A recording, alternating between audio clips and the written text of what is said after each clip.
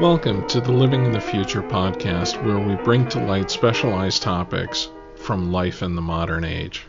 This episode, I'd like to do a short audio essay about artificial intelligence. As a technology professional, I've been excited about artificial intelligence. It's been championed by various software companies in the Bay Area. Each year brings a new prophecy about how it will enrich our lives, at first excelling at image recognition, then games, and then lauded for its generative abilities. Last year it calculated the shape of all known proteins, a task the chemistry department spent untold hours of computer time on, and previously only delivered a fraction of the results. AI seems to not only be the biggest buzzword in the economy, but companies rolling it out seem to be responsible for the majority of growth in the market. If we were to take it as a simple servant, then we can look at it as a tool to replace some skilled labor. In March, NVIDIA stunned the tech and healthcare industries with a flurry of headline-grabbing announcements at its 2024 GTC AI conference, the most striking being a collaboration between NVIDIA and Hippocratic AI to launch generative AI agents. According to company release data, the AI bots are 16% better than nurses at identifying a medication's impact on lab values, 24% more accurate detecting toxic dosages of over-the-counter drugs, and 43% better at identifying condition-specific negative interactions from over-the-counter medications. All that at $9 an hour compared to $39.05 for the median hourly pay of U.S. nurses. These AI nurse bots are designed to make new diagnoses, manage chronic disease, and give patients a detailed but clear explanation of clinicians' advice. While not the same AI, my local hospital chain has already deployed some AI at some of its locations. As a technology, it's coming for skilled jobs to reduce the need to hire more people and to trim payrolls of extra employees. A similar thing happened with the Industrial Revolution, where the textile industry, which used to be a source of income for many people operating by hand, was revolutionized with the introduction of machines and low-skilled labor. What we got was more products at a lower quality, manufactured in a way that profit was aggregated to a few at the top with no need for skilled labor. A counter-movement of what were known as Luddites arose who would smash these machines that put skilled labor out of work. The movement was soon suppressed by the state. As AI rolls out, requiring less and less skill of its users, I think of a conversation I had with my dad. He had been a computer engineer in the 60s and 70s, and when I had told him I was excited about the programming language I was learning in college called Java, he told me the real way to develop was in assembly language, which was a much more difficult and efficient way to program.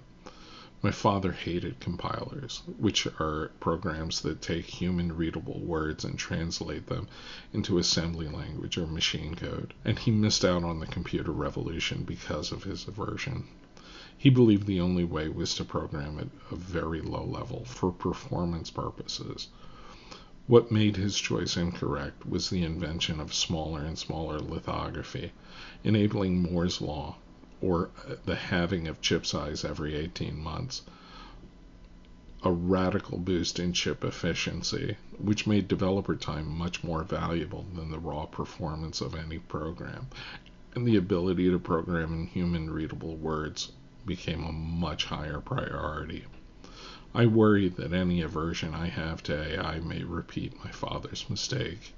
I do, however, fear that much like the Industrial Revolution, the results of AI assistance will lead to lower quality, cheaper goods with more profit going to the top.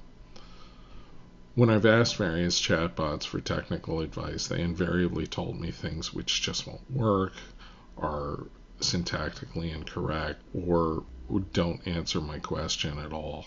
But perhaps I'm not asking correctly, or maybe some future version will perfect it. But that's only part of the issue. Many people have resorted to AI to answer questions of much more significance than simple technical ones. The security guard at my building used it for therapeutic advice to help a troubled relationship. The relationship ended, but I'm unsure how much it's AI's fault. As I wrote in my book in 2019, we can choose to only use the machines to tell us what is cancer versus who is a rebel colonist. Somehow this seems like it may be the strategy we try. But if the rebels are all coal miners and the trainers are perhaps entrenched powers choosing to ignore black lung, we may find that the machines aren't even trustworthy for this purpose. These chatbots have become more than servants, instead acting more like advisors. Man has, before the invention of computers, looked to the stars for advice. Other methods seem equally problematic. In ancient Rome, a haruspex would examine the entrails, usually the liver, of any particular sacrificial animal, which could have been poultry if the offerer was poor, but was most commonly sheep. An augur's method of divination, by contrast, involved watching the skies and interpreting the bird's flight path, most famously when Romulus and Remus determined that Rome was to be founded on the Palatine Hill rather than the Aventine, when Romulus saw 12 auspicious birds in the sky while Remus saw only 6. The Greek god Apollo was believed to be the god of prophecy. At Delphi, his oracle would breathe intoxicants from a hole in the floor of the temple, and in an ecstatic state give cryptic predictions. These prophecies were considered accurate harbingers of the future. In the book Brave New World by Aldous Huxley, a future is imagined where technologically enhanced sports such as escalator squash or electromagnetic golf exist to entertain the populace. It seems with AI we've invented a technologically enhanced oracle. Huxley, in a later interview, claimed that man had become the victim of his own technology. Hopefully we do not become the victim of our own oracles. The biblical Old Testament has an example of prophecy in the book of 1 Kings. King Ahab seeks to go to battle, and the God of the Old Testament, wanting him to die in this battle, seeks counsel in heaven among the spirits, finding one that will prophesy falsely that he will succeed, so that he races to his own doom. If an artificial intelligence were to seek how to fix many of the problems on this earth, we had better hope it will not lie us into our doom in order to preserve life on the planet. As I wrote in my book Mythologies and Their Creation at the end of 2019, these robotic truth tellers will have to be trained, and they will probably be trained by people with vast resources. They will advance the worldview of their trainers or their trainers' clients, but they will also make guesses in unpredictable and unreliable ways. Small errors will be magnified as they are deployed across the entire population. This arrives at the heart of the question. Who actually is advising us through these chatbot oracles? In the end, it's the same as it always has been, the high priest setting the parameters. Whether it's the analyzation of entrails or the selection of training data, they always seem to be the ones who guide the seeker. Tiresias, a prophet of Apollo, tells Narcissus' mother that her child will thrive so long as he doesn't know himself. With our current AI, we are doing nothing but ingesting everything that has gone before in the hopes of answering how we should act in the future. This seems to be the ultimate manifestation of a society gazing at its own reflection. All it takes to upset this system is for something to happen with no precedent in training data. The overarching goal with many of the AI companies seems to be a quest for general intelligence, which they often call consciousness. They want to emulate how humans are able to answer questions accurately, but even this is based on a misconception of how the brain works. Brain activity can indicate what a person will choose before they are consciously aware of it. Some experiments have shown that the brain can make a decision up to 10 seconds before a person realizes it, while others have shown that it can make a decision as early as 0.5 seconds in advance. The AI is trying to emulate not how the brain works, but instead how the high priests of technology feel that it works. Another example of them shaping the tools. The goal of this general intelligence seems to be so that AI can advise us of actions to take with unforeseen circumstances. But the goal of the actions it advises seems to not necessarily be in the questioner's best interest. Instead, as with any expensive tool, it will speak for the wealthy. The chips, which have propelled NVIDIA's stock to new heights, cost millions to purchase or rent in order to train one of these chatbots, and the performance revolution of Moore's Law does not necessarily seem to be coming for AI. Currently, the environmental cost of training in AI seems prohibitive already, and as bigger models and more developers start to use it, the environmental toll seems like it will grow even more. It's estimated that ChatGPT took 936 megawatt hours to train. The Department of Energy states in 2019 that coal-fired generation produced 2,257 pounds of CO2 per megawatt hour of electricity. Natural gas-fired generation produced less than half at almost 976 pounds of CO2 per megawatt hour. Microsoft is considered deploying small nuclear reactors at its data centers to address the massive power needs.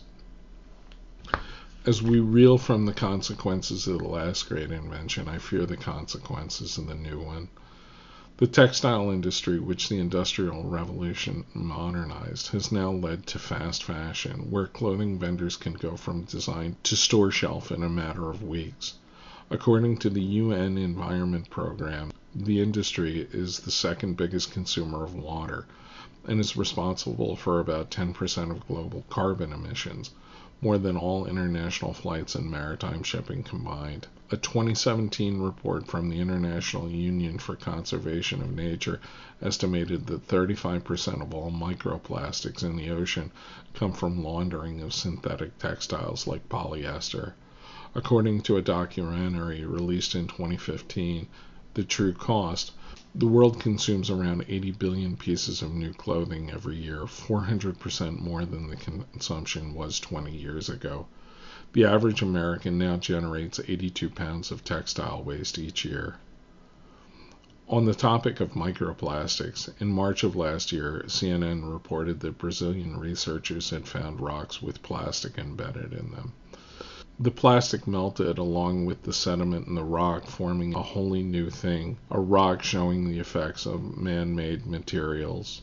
The remnants of the last miraculous invention now litter our trash heap as we race to the extinction of vast amounts of the animals on Earth, all hoping to provide us with answers that do not exist in whatever a rich cadre of technologists choose for training data.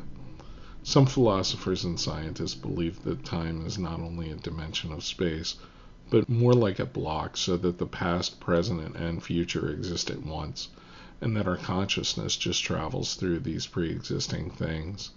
If that's the case, then perhaps the oracles of old had more of a chance of seeing the future, because they spoke for the gods and not some electric analysis of what privileged people have written on the internet. When I asked a chatbot how it answers requests for advice, it responded, "When offering advice on how you should act, I aim to optimize for your well-being and fulfillment, which often aligns with happiness. However, determining what will make you happy can vary from person to person. I don't have access to your inner thoughts or emotions, so I rely on general principles of human psychology, ethics, and common values to provide guidance. Additionally, I take into account the information you provide about your preferences, goals, and circumstances to offer personalized advice. Ultimately, the goal is to help you make choices that lead to a more satisfying and meaningful life based on the information available." I'm not sure I would trust Silicon Valley engineers for training data to be the guide of my own happiness. I can remember when grind culture was popular on the internet, and that certainly wouldn't make me happy, but would probably make the people happy who could afford to train an AI if all their employees followed it. If I could ask a true oracle how I should act, I would ask how could I spend as much time with my loved ones as possible, to do the things I find fulfilling, to harm as few people as possible, help as many as I could, and to always have my needs met, living in harmony with the environment, and having the ability to appreciate my good fortune.